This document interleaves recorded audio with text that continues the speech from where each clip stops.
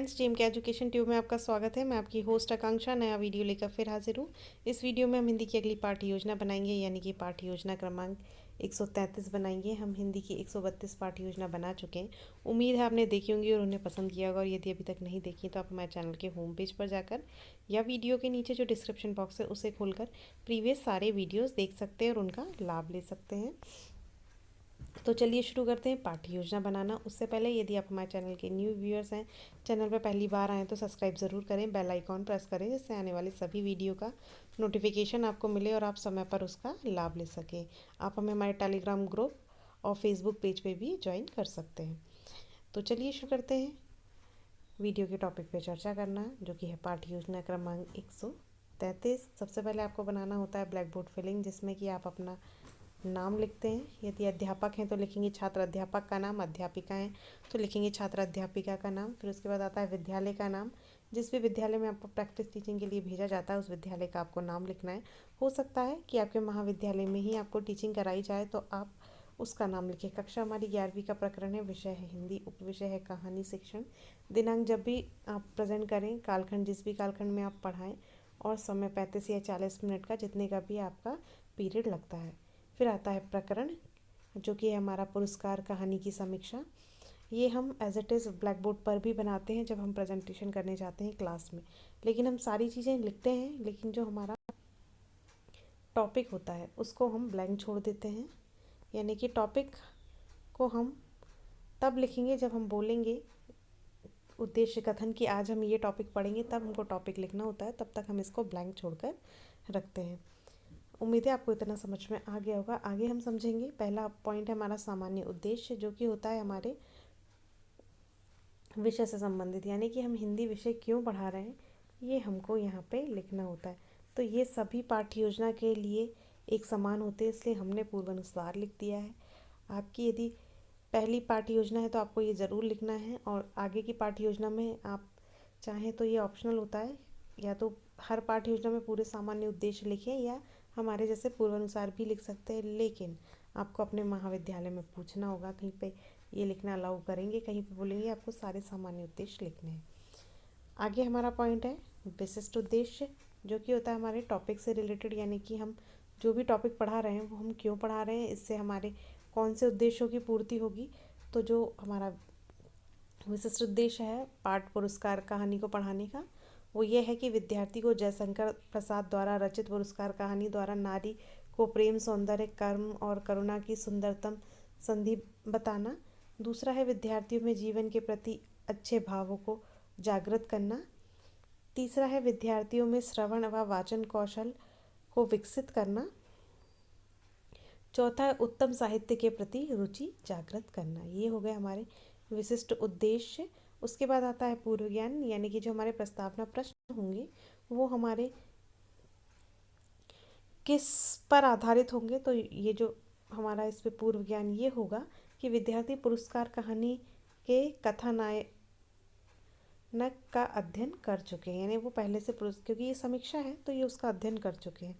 फिर आता है सहायक सामग्री, जिसमें कि हम लपेट श्यामपट्ट, डस्टर, चौक, चार्ट, संकेतक व कक्षा उपयोगी समस्त सामग्री का हम यहाँ पे इस्तेमाल करेंगे। फिर हमारा नेक्स्ट पॉइंट है प्रस्तावना, जिसमें हमको इस तरीके से कॉलम बनाने होते हैं। क्रमांक, छात्र अध्यापिका क्रिया, विद्यार्थी क्रिया। इसमें आप उनसे प्रश्न करेंगे। पहला प्रश्न करेंगे, हिंदी साहित्य जगत के प्रसिद्ध कहानीकारों के नाम बताइए। तो वो आपको नाम बताएंगे, प्रेमचंद, उषा, प्रियमवदा, जयशंकर प्रसाद, और भी नाम जो वो जानते होंगे वो आपको बता पाएंगे। अगला आप पूछेंगे जयशंकर प्रसाद जी की प्रसिद्ध कविता या साहित्य या कथाएं जो भी बताइए, तो यहाँ वो बता देंगे, तो वो आपको लिखना है। पुरस्कार बहुत फेमस है तो वो ज़रूर बताएंगे।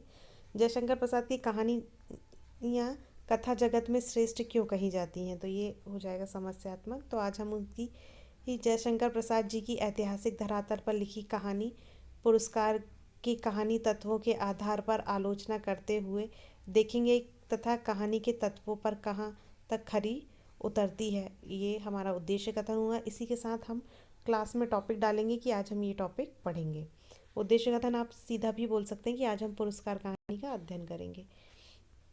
उसके बाद आता है प्रस्तुतिकरण, जिसमें आपको इस तरीके से कॉलम बनाने होते हैं। शिक्षण बिंदु, छात्र अध्यापिका क्रिया, शिक्षण विधि और विद्यार्थी क्रिया। यानी आपने इस तरीके से कॉलम बना लिए।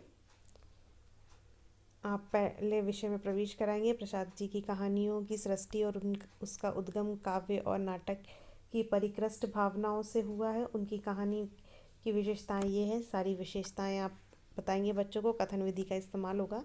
विद्यार्थी क्या करेंगे? ध्यानपूर्वक सुनेंगे।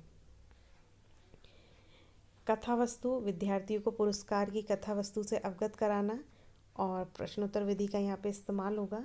हम यहाँ पे कुछ बौद्ध प्रश्न कर लेंगे कि वह तत्व जिसमें कहानी का संपूर्ण कलेवर समाहित होता है उसे क्या कहते हैं? तो इस तत्व को हम कथा वस्तु कहते हैं।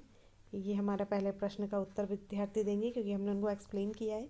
फिर हम अगला प्रश्न करेंगे कि पुरस्कार कहानी का कथानक क्या है? तो विद्यार्थी पुरस्कार का कथासार बताएंगे। आगे भी हम इसी तरीके से प्रश्न करेंगे। उसके बाद फिर हम आते हैं पाठ का आदर्श वाचन, यानी कि छात्र अध्यापिका पाठ का उचित गति व आरोह अवरोह व स्वर के साथ वाचन करेंगी। कथन विधि का यहाँ इस्तेमाल होगा। विद्यार्थी ध्यानपूर्वक सुनेंगे। फिर आता है अनुकरण वाचन। छात्र अध्यापिका विद्यार्थियों को पाठ का अनुकरण वाचन करने का आदेश देंगी। विद्यार्थी क्या करेंगे?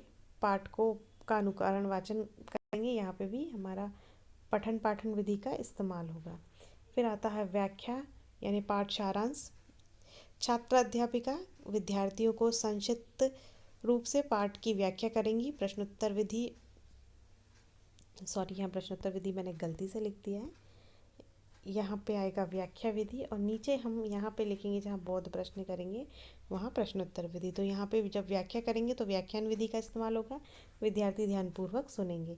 फिर हम कुछ बौद्ध प्रश्न करेंगे। उसमें हम पूछेंगे उनसे मधुलिका ने प्रेम के किस रूप को चरितार्थ किया था? मधुलिका ने प्रेम के आदर्श रूप को चरितार्थ किया था। जैसे मैंने आपको बताया, यहाँ पे आपको कौन सी विधि इस्तेमाल हो रही है? प्रश्नोत्तर विधि।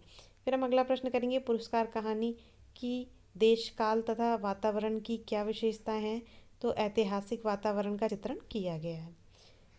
यहाँ पे हमारा जो प्रस्तुतिकरण है वो समाप्त होता है। फिर हम श्यामपट्ट कार्य या श्यामपट्ट सारांश का प्रारूप बनाकर लगाएंगे। आपको इस तरीके से ब्लैक कार्ड शीट को श्यामपट्ट आकार में काटना है और उस पर ब्लैक बोर्ड फिलिंग जो कि आपने शुरू में बनाई थी वो लिखना है।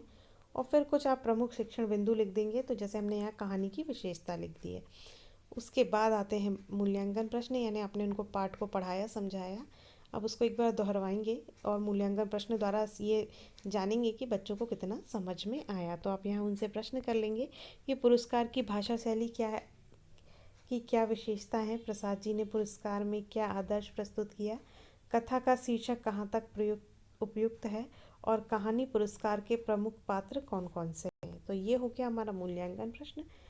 उसके बाद इनको आप क्या कर सकते हैं? लपेट श्यामपट्ट पर जो हमने सहायक सामग्री में लिखा है उस पर लिख कर ले जा सकते हैं, जिसमें आपके कोई प्रश्न मिस नहीं होंगे, आप भूलेंगे नहीं और आपको एक बार याद रहेगा टीचिंग एक्ट देखकर कि हमको ये भी कार्य करना है। फिर आता है गृह कार्य। आप उनको कुछ होमवर्क देते हैं।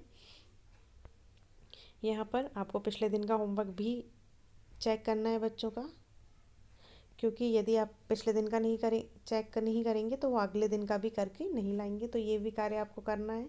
यहाँ पे आप उनको गृह कार्य क्या देंगे कि ये पुरस्कार कहानी के तत्वों के आधार पर समालोचना लिखकर लाने का आदेश आपको देना है उनको। तो वो अपनी भाषा में लिख कर लाएंगे।